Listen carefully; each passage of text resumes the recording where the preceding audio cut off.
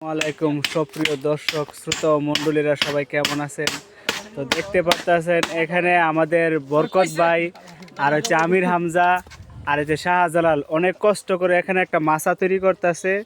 এখন যে গরম পড়তেছে, গরম কাটানোর জন্য এখানে মনে করেন মাছার উপরে বৈশা সময় কাটানোর জন্য দেখেন প্রকৃতির দৃশ্যটা কত একটা সুন্দর।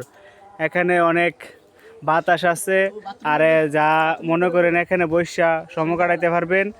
যারা সময় কাটাইতে চান বরকত ভাইয়ের নতুন বাড়িতে, যে বরকত ভাইয়ের নতুন বাড়িতে সবাই চলে আসবেন।